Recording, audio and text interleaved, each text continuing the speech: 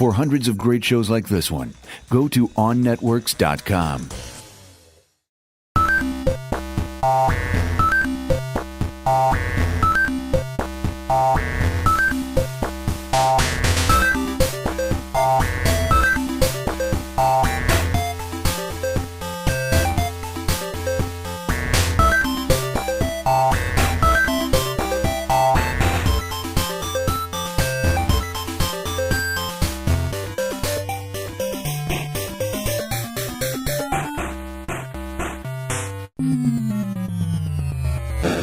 You know, whenever we're talking about video games, I think we tend to focus on two things most of the time. We focus on the hardware, and then we focus on the games themselves, the software. You know, but there's a third piece that is equally important. And I think, gamers recognize this, but we just don't talk about it as much as we should.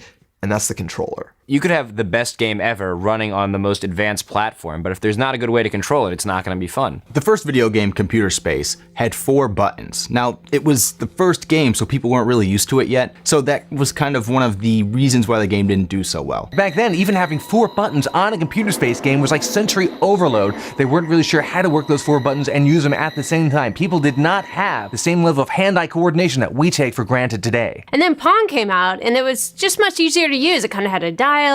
It was just much more intuitive for people. Computers aren't really popular yet. People aren't really familiar with buttons, so knobs are kind of a little more common and a little easier to interact with. So that's why PONG really caught on, because it was a game that was simple enough where people could just move back and forth, have fun, and not think about how they're interacting. And then by '79, Asteroids came out, and that actually had the same kind of 4-button layout as Computer Space did, but by then people were ready for it, and it was actually a huge hit. Long before joysticks and buttons were standard, every game had its own controls, be it a knob, some sort of trackball, a light gun, a wheel. Everything was different. Atari 2600 comes out, and now the games are in the home. So now you have 100 different cartridges. You can't have 100 different controllers to really interact with the system. You need one all-purpose controller that can play every type of genre, which introduced the joystick. Now, the joystick had actually been around for like 70 years. It was an important part of early aviation, but the Atari 2600 made the joystick the international symbol for video games. So that was a great way to start. It wasn't the best controller in the world, but it was good enough to really help the 2600 take off. So the actual input stick on the controller is only half the equation, the other half is the buttons. And the Atari 2600, they had one big red button on it, and that kind of worked okay. It kind of went where your thumb went. It took people a while to figure out where exactly the buttons are supposed to go on this thing. At first they thought a keypad, it should look like a phone, that's something with buttons. And you see that on the Atari 5200, on the Intellivision. It's obviously not correct. The problem with these square number pad style controllers is you can't look at the screen and just use your hands without seeing what they're doing. You have to really pay attention to what's going on. When people don't notice the controllers, that means that they're really doing their job. It's kind of a seamless integration because you're not thinking about what you're doing. It's just coming naturally. The Intellivision controller had a disc you moved like this, and then all these buttons that were kind of laid out, kind of like an iPod mixed with a phone, but not nearly as good as an iPhone. So when Nintendo came in and wanted to reinvent the home console market with the NES, they said, hey, you know what? We got to reinvent the controller also. We have to make a clean break with the past. So what did Nintendo do to reinvent the controller? Well, they looked at the Game & Watch series. There was these little boxes that you play one little game on, and one of them was Donkey Kong. Donkey Kong on the Game & Watch had a D-pad, and the D-pad allowed Mario to move up, down, left, right. So they decided, hey, that's a really good idea. That'll really shake up things a little bit. When people first saw that, they were like, oh, this is gonna be so much more complicated than a joystick. How can you have like a little pad? As soon as people got their hands on it, it was immediately recognizable and understandable. The same year that Nintendo came out, Atari was coming out with the 7800, which stuck with the joystick. So you can clearly see 7800 stuck in the past, Nintendo's gamepad moving to the future. So at this point, games were starting to get more complicated and deeper, so you needed more ways to interact with them. What do? You add more buttons. The NES controller had 2 buttons, the Genesis had 3 buttons, the SNES had 6 buttons. It even added the first shoulder buttons. Those went right where your fingers went. One of the defining moments, I think, in terms of the video game controller was this popularity of these complex fighting games, specifically Street Fighter II. That thing had 6 buttons and a joystick. When Street Fighter II was released for the home consoles, that was kind of the peak of the Super Nintendo Genesis rivalry. And one clear advantage the Super Nintendo version had was that it had the proper amount of buttons, which is why Sega released their own 6-button controller halfway through the console's lifespan. I think that is what set a lot of the video game industry toward, we gotta make more complex controllers and games that are really really geared toward hardcore gamers. So now the button revolution begins. It's like more buttons, more buttons, more buttons. That means better, faster. That means our system's better than yours because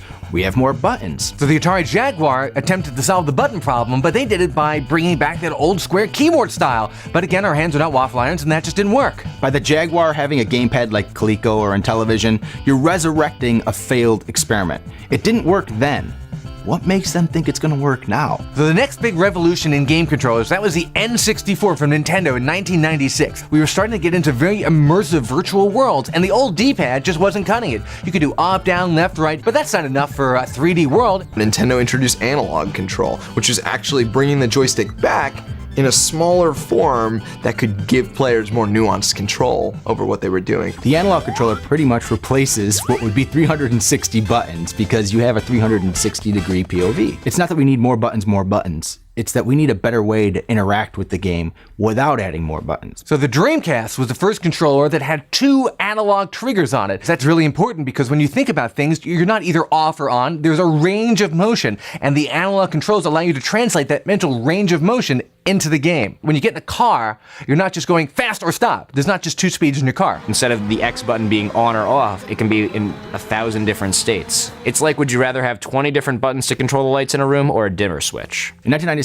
PlayStation releases a controller that has 2 analog sticks. So now you can have that same movement 360 degrees with both thumbs. Now that allows you to have first-person point of view, move one way on the XY axis and move the other way on, the Z axis. And this 2 analog input device becomes the norm. Eventually, they realized that controllers didn't have to just send information to the TV could send information back to the controller, and they invented rumbling in games, force feedback. The things happening on screen would sometimes shake your controller. So it's now keeping them in the game even more because when you get hit, you're like, whoa. Wow, my controller just shook.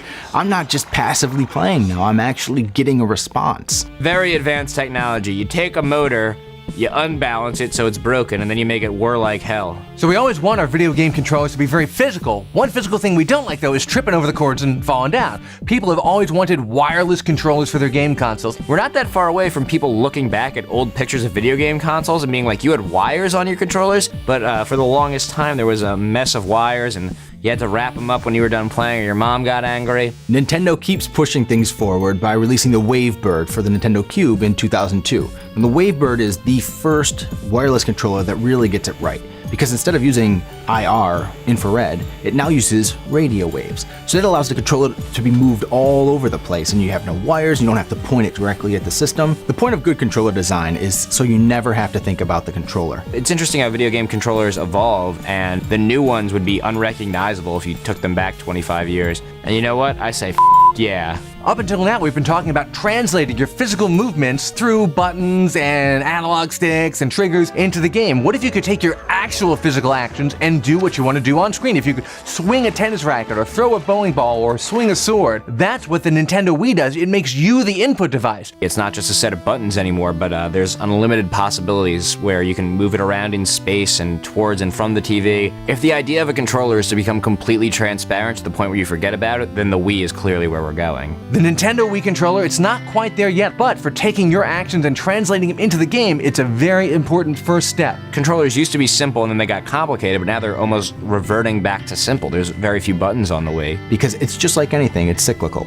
There are times when it was really simple with the joystick, got really complex with, Dreamcast, and then it starts coming back down, and the Wii now is in the low spot where it's very simple to interact with. There's always been this sort of tension between simple control and complex. I mean, you can look at it from the very beginning, right? It's consistently swung back and forth. And as control schemes have veered toward the simple, they've actually brought in new players. As they veer to the complex, they actually get already engaged players engaging in new ways and in more ways. The 360 controller, for example, is meant for people who grew up with video games, who now know how to play and navigate all these buttons. On the other hand, you've got the Wii, which basically all it requires is you to move a wand around with nothing else at its simplest, which is accessible to anyone from senior citizens to like 6-year-olds. It's almost a completely different thing. It's like, how do you compare something like Gears of War to like Wii Sports? It's they're so incomparable. Like that, to say you're into games now, you have to specify. Like you wouldn't say you're into movies, you say you're into action movies, and I think that's kind of where we're going. I enjoy watching it all evolve. Like I like sitting back and seeing like, wow, where are these things gonna go? You know, there's definite arguments that being simple is better and being more hardcore is better. It's just the type of gamer you are.